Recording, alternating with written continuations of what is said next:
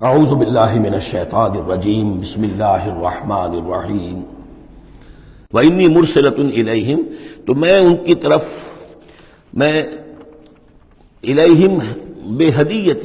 میں کچھ ہدایہ بھیجتی ہوں، کچھ میں تحفے تحائف جو ہے بڑی قیمتی چیزیں میں بھیجتی ہوں، فناظرۃ، اور پھر دیکھتی ہوں بما یرجع المرسلون، کہ جن کو میں بھیجتی ہوں ایلچی بنا کر وہ کیا جواب وہاں سے لے کر آتے ہیں، کیا پیغام لے کر آتے ہیں۔ گویا کہ وہ ٹیسٹ کر رہی ہے حضرت سلیمان کو کہ آیا یہ مال و متاع دنیاوی کے اس لالچ کے اندر آ جاتے ہیں اور بس اس سے آگے کا مطالبہ نہیں کرتے، یا یہ کہ ان کا مسئلہ کوئی مختلف ہے۔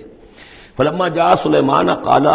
اتمدوننی بمال، جب حضرت سلیمان کے پاس وہ پہنچا ان کا وفد ملکہ سبا کا، وہ سامان وغیرہ پیش کیا، حضرت سلیمان نے فرمایا کیا تم میری اعانت کرنا چاہتے ہو مال سے؟ فما آتانی اللہ خیر مما آتاکم، تو جو کچھ مجھے اللہ نے دے رکھا وہ کہیں بہتر ہے اس سے جو تمہیں دیا ہے۔ بل انتم بہدیتکم تفرحون، اپنا یہ سارے ہدایہ تمہیں مبارک ہو، یہ واپس لے جاؤ، تم ہی خوش رہو۔ ارجع الیہم، اب اس کے بعد دھمکی آئی، وہ جو بھی سفیر آیا تھا اس سے کہا لوٹ جاؤ اپنی قوم کی طرف، فلناتینہم بجنود لا قبل لہم، تو ہم ایسے لشکر لے کر آئیں گے، ان پر حملہ آور ہوں گے کہ جن کا مقابلہ ان کے لیے ممکن نہیں ہوگا۔ وَلَنُخْرِجَنَّهُم مِّنْهَا أَذِلَّةً، اور ہم نکال باہر کریں گے انہیں اس ملک سے أَذِلَّةً، ذلیل کر کے، وَهُمْ صَاغِرُونَ، اور وہ بہت ہی ذلیل و خوار ہو جائیں گے۔ قال یا ایھا الملأ، حضرت سلیمان نے ساتھ ہی کہا اپنے درباریوں سے کہ اے میرے درباریوں، ایکم یاتینی بعرشھا، تم میں سے کون ہے جو اس ملکہ سبا کا جو تخت ہے وہ میرے پاس لے آئے، قبل ان یاتونی مسلمین، اس سے پہلے کہ وہ فرما برداری اختیار کر کے میرے دربار میں پہنچے۔ یعنی یقین تھا حضرت سلیمان کو کہ اب اس کا جواب یہی آئے گا اور وہ حاضر ہوگی اور اظہار اطاعت کے لیے، لیکن انہوں نے چاہا کہ اس کا جو تخت جو ہے کسی طریقے سے اس کے یہاں پہنچنے سے پہلے یہاں آ جائے، تو اس کا امتحان لینا چاہتے تھے، ذرا سی اس کے اندر تبدیلی کر کے رنگ روپ کی کہ آیا پہچانتی ہے یا نہیں۔ قال عفریت من الجن، تو ایک جن نے کہا، ایک دیو نے، جنوں میں سے دیو، یعنی جنات میں سے، انسانوں میں سے بھی جیسے کمزور بھی ہوتے ہیں طاقتور بھی ہوتے ہیں، لیکن یہ کہ اسی طریقے سے ایک عفریت جو بہت بڑا جن تھا، دیو ہیکل، اس نے یہ کہا انا آتی کا بھی قبل ان تقوم من مقامک، میں لے آؤں گا اس کو آپ کے پاس اس سے پہلے کہ آپ اپنی جگہ سے اٹھیں۔ مراد یہ ہے کہ دربار کے برخاست ہونے سے پہلے جب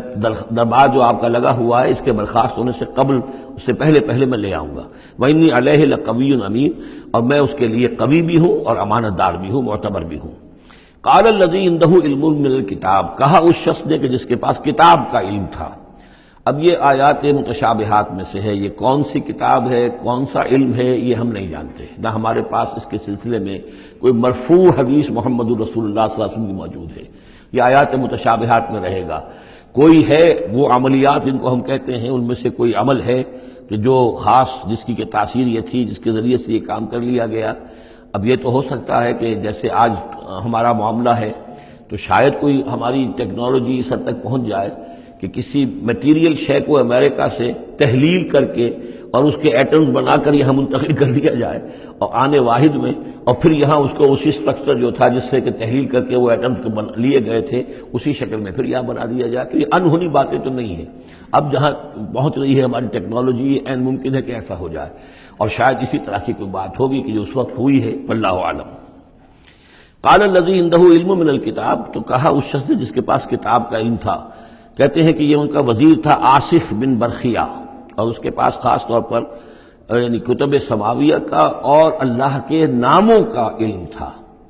اب وہ ناموں کا علم جو ہمیں نام بتائے ہیں محمد رسول اللہ صلی اللہ علیہ وسلم نے، ان میں سے کسی کی تاثیر یہ نہیں ہے بہرحال، لہذا اس کا انکار تو ہم نہیں کریں گے، قرآن میں ہے، لیکن بہرحال اگر یہ چیز ایسی ہوتی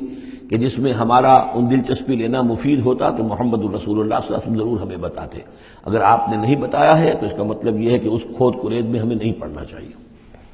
انا آتی کا بھی قبل ان یرتد الیک طرفک، کہ میں تو لے آؤں گا اس کو اس سے پہلے کہ آپ کی نگاہ پلٹ کر آپ تک آئے۔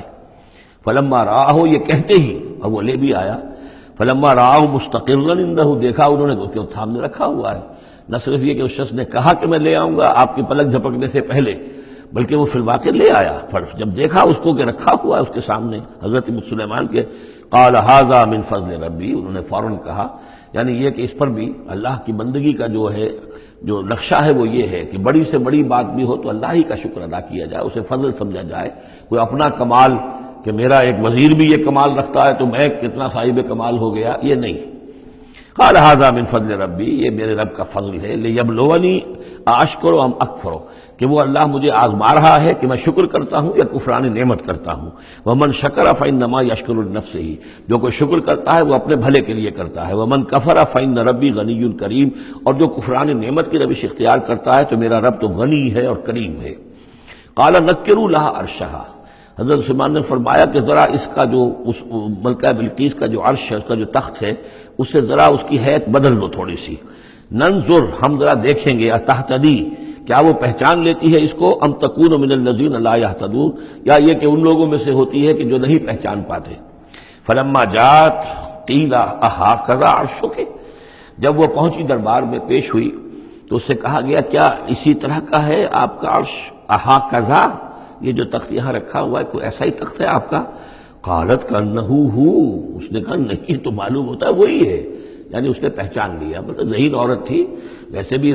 اس کا جو قول تھا وہ بھی بڑی ذہانت پر مبنی تھا، ان الملوک اذا دخلوا قریۃ افسدوها وجعلوا عزۃ اہلها اذلہ، تو اس نے پہچان لیا۔ اہٰکذا عرشک، کیا اس طرح کا ہے تمہارا عرش؟ قالت کانہ ہو، اس نے کہا نہیں، یہ تو محسوس ہوتا ہے وہی ہے۔ وَأُوتِينَا الْعِلْمَ مِنْ قَبْلِهَا، اس نے کہا ہمیں یہ ساری باتیں پہلے ہی معلوم ہو چکی ہیں، یعنی اے سلیمان آپ کا جو مقام اور مرتبہ ہے، اللہ کا جو فضل آپ پر ہوا ہے، ہمارے علم میں آ چکا ہے، ہم جان چکے ہیں، یہ کوئی نئی بات ہے میرے لیے نہیں ہے جو اس وقت اس کا مشاہدہ میں کر رہی ہوں۔ وَكُنَّا مُسْلِمِينَ، اور ہم پہلے ہی اسلام لا چکے ہیں، ہم اطاعت قبول کر چکے ہیں اور اسلام بھی لا چکے ہیں۔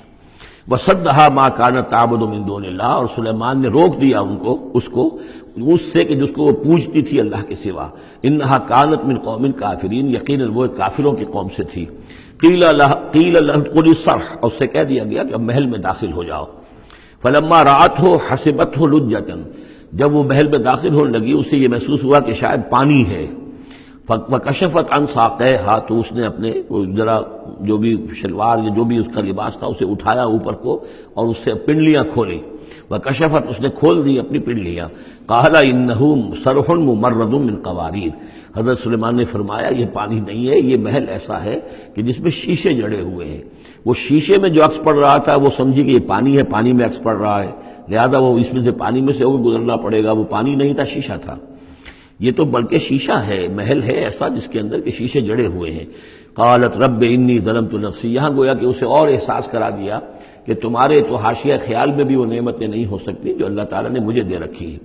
قالت رب انی ظلمت نفسی، تب اس نے کہا پروردگار میں نے اپنی جان پر ظلم کیا۔ واسلمت مع سلیمان للہ رب العالمین، اور میں تو اسلام لے آئی اور میں نے سر تسلیم خم کیا اور اطاعت اختیار کی سلیمان کے ساتھ، اس اللہ کے کا اسلام لے آئی، اللہ کی اطاعت قبول کی جو تمام جہانوں کا پروردگار ہے۔ یہ گویا کہ قصص النبیین کا ایک حصہ ہے اس سورہ مبارکہ کا۔ صدق اللہ العظیم۔